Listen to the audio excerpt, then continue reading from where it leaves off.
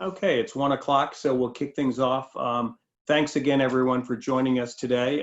This is our 10th call to keep you up to date on how our programs are responding to the needs of clients and communities during this pandemic. I'm Peter Keller, head of our EC board, and I'm joined by Patrick Bergquist, who, of course, is our program director. As you likely know now, all of us who've been chomping at the bit, all counties in the diocese have now begun the slow, phased restart of the local economy, with New York starting phase 1 of the reopening on Monday. I noticed yesterday, I'm in Westchester, yesterday I noticed a couple of restaurants that are open with outdoor seating. So we're starting to take the first steps, and we're watching this very closely to see how it will impact our programs. I think all of you have seen there are 14 states now that have set new highs in infections. So this is what we all feared, that would come with some very real costs. Obviously, this has been a tough couple of weeks for our nation, and we, in addition to all the challenges of the pandemic, have added the complexity of all the Black Lives Matters protests that we're seeing around the nation. And on the one hand, it's really stirring to see the magnitude of the protests and to see the diversity of the people protesting. And I'm very happy that the press has kind of stopped focusing on violence, which has been such a small thing. Most of these protests have been extremely peaceful. And after 50 years of doing nothing, and we've talked about this before, the Kerner Commission talked about the impacts of systemic racism back in the 60s, and we've done very little. So I hope that the volume continues. I hope people continue and demand that our legislators take some action. The pandemic, the economic shutdown, and the protests have added to the many challenges that our programs face. As you know, the virus continues to be very real, and programs have to be extremely vigilant to make sure that we're not adding to the number of people infected. We've talked in past calls about the many changes in program operations that our ingenious program directors and volunteers have implemented. Programs have to respond to the very real pain that exists in the communities that they serve. Obviously, so many of those we serve are people who live on the margins. They're the working poor, they're the undocumented. Those communities have been particularly hard hit by the virus. They are, to a large extent, also communities of color that are exposed to the excesses we've seen in the last couple of weeks. So we've seen them for years, but the last couple of weeks with the coverage of some of the protests where we've seen police simply using excessive violence on people. We continue to have a regular dialogue with all of our programs. In addition to this bi-weekly call on Wednesdays, Patrick and SK host a Tuesday afternoon call with program leaders, and then they continue to host calls with different types of programs. So we're hearing from some programs that had closed down at the start of the pandemic, and now some of those programs are reopening. There are really added challenges to make sure that they don't just provide services, but they advocate for the support of people in color who are just facing, particularly tough situations these days. Episcopal Charities continues to act as a resource to connect the programs with the communities and to help people figure out how they can reopen, how they can operate safely, and how they can address issues of dismantling the systemic racism that we see in our society.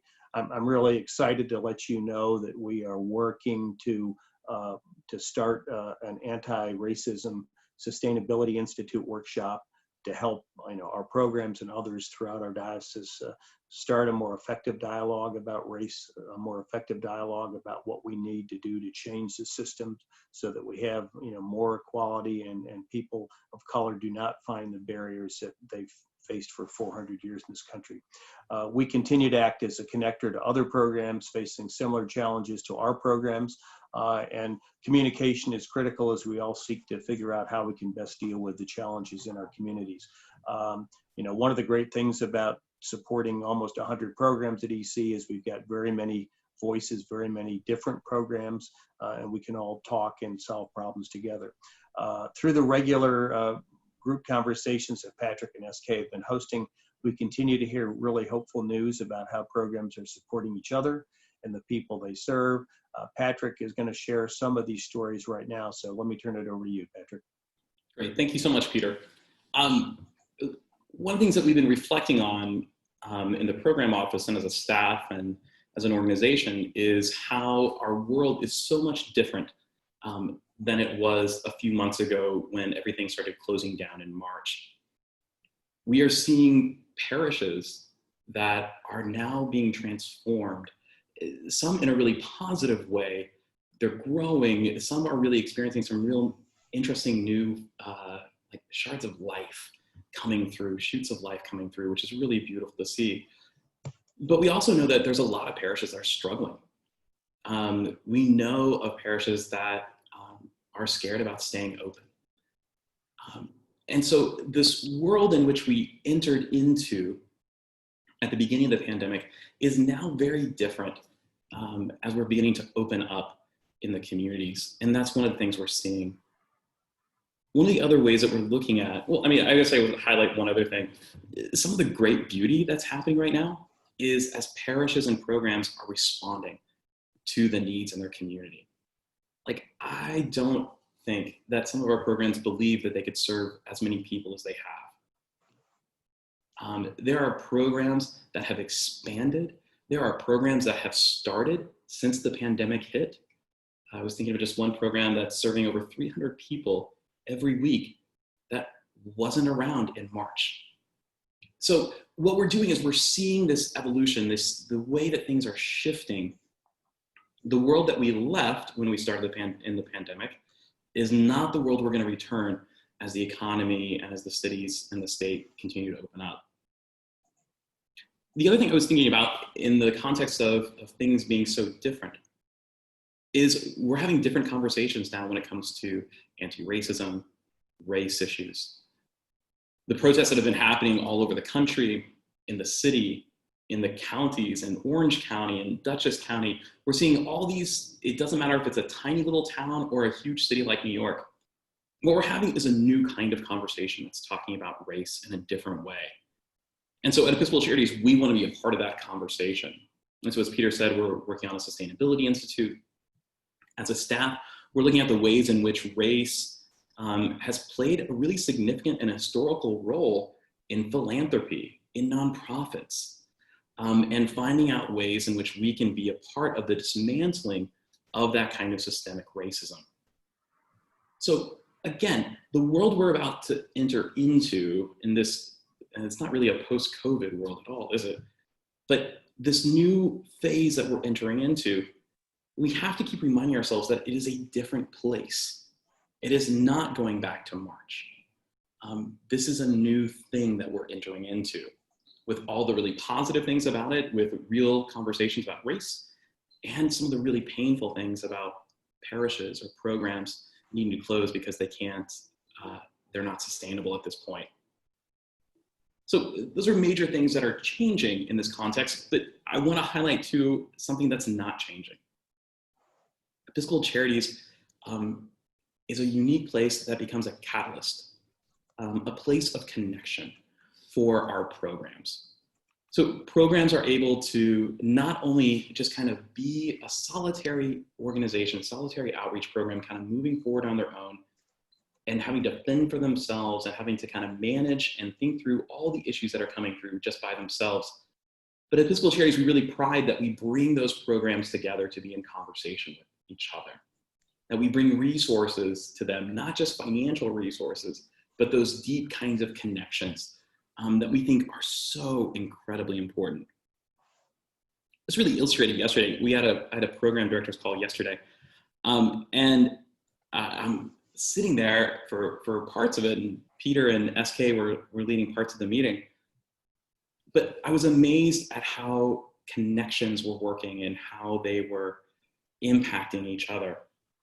One program began the call with saying, hey, I have an extra 200 prepared sandwiches, lunches, and we get them every day, and I don't know what to do with them.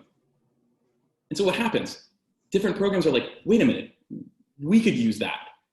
And then someone says, but I can't transport them.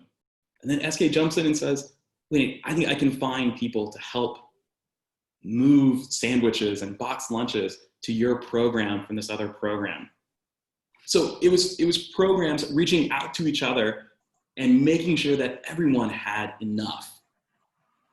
It was fun to hear one program who had to close down at the beginning of the pandemic is now getting ready to open back up. And there was excitement from the group saying, good, congratulations. And also saying, we're glad you're opening because you can help bear some of the load that we're carrying right now.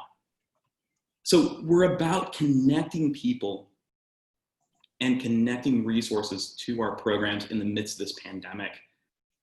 There was a feeding program on the Upper West Side that was struggling to find a source for food, a vendor. We understand that the food network is really stretched thin right now. And so the places that people used to go to do a major soup kitchen or something like that, those are not accessible right now.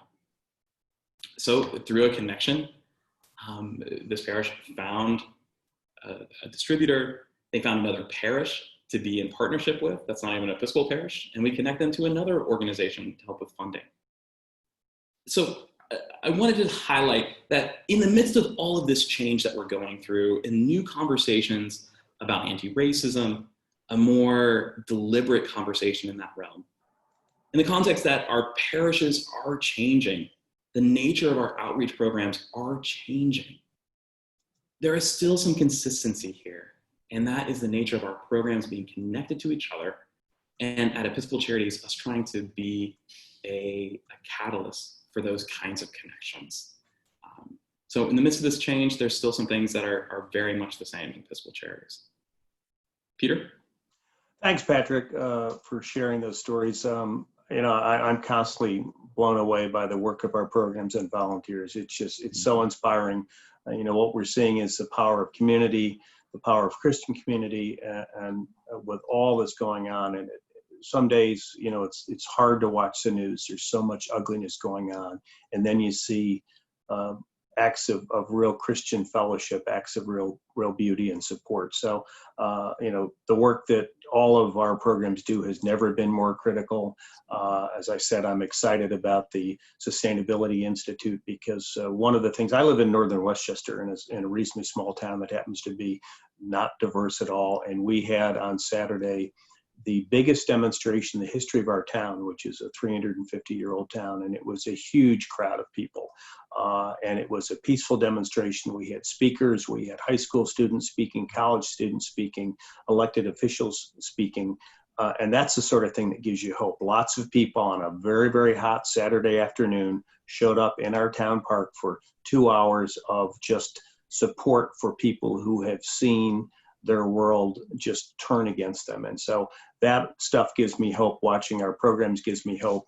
At EC, we're just committed to continue to work to support our programs and to support the clients and communities that they serve. We recognize that there are challenges for our programs, and that's why, in addition to offering financial resources, which we've done, and we meet every week to look at applications for emergency grants. But in addition to the money, it's the support, it's the networking that, is so critical. And Patrick mentioned yesterday's call. It's just really inspiring to hear program directors talk about what they're doing in their communities, all the way north and west and all the way down into the city to support needs. We're very happy. I'm so proud of Michael Curry, of the Bishop of Washington, D.C., of our 3 bishops for speaking out for justice and equality and for really rattling the saber to get some change, which is so long overdue. We remain focused on the needs of all our communities, particularly in this time of racial injustice. And, I worry about the second wave of the COVID crisis, but rest assured, we'll be there to support our programs for as long as this goes on. We're happy for all the support from donors out there and from volunteers. We received last week news of another grant to help us. We've awarded about $250,000 in emergency grants so far, and we expect, as I've said in past calls, that these needs will continue at least through 2020 and probably into 2021. It's not too late if you'd like to consider making a financial donation to Episcopal Charities. That will help us continue to meet the needs around the diocese. If you'd like to volunteer, we've got lots of opportunities that you can see on our website. If you're a sewer, and sorry about stereotypes, I'm not, but if you're a sewer, we still need masks. And so if you can sew masks and get them to us. We're happy to help spread PPE across our programs. And again, as I've mentioned, you go to our website, www.ec-ny.org. And there are a couple of really well-marked COVID-19 tabs that tell you how you can help us, help our community. Thanks for all of your continued witness and response to this crisis. We're happy to answer any questions at this point. And I'll just remind you, we've shifted these calls to every other week, so our next call will be Wednesday, June 24th. But SK, anything in the queue? I haven't seen anything come through yet. If you have a question, you can put it in either the Q&A function or the chat at the bottom of your screen. And if something, dawns on you later, feel free to call Patrick or SK, let us know. We want to be here to help you solve problems. And there are a lot of things that programs come up against that we've seen other programs solve. If you've got friends or neighbors who'd like to find a way to pitch in and help, I think for a lot of us feeling somewhat helpless and somewhat isolated in this crisis, the chance to either volunteer or to pitch in some other way can be really a very positive thing for all of us in this crazy world we're living in right now. Absolutely. So with that, we'll let you all get on with your beautiful summer afternoon in New York. Stay safe, stay healthy, and we'll talk to you in 2 weeks. Thanks very much. Thanks so much, everyone. Thanks, y'all.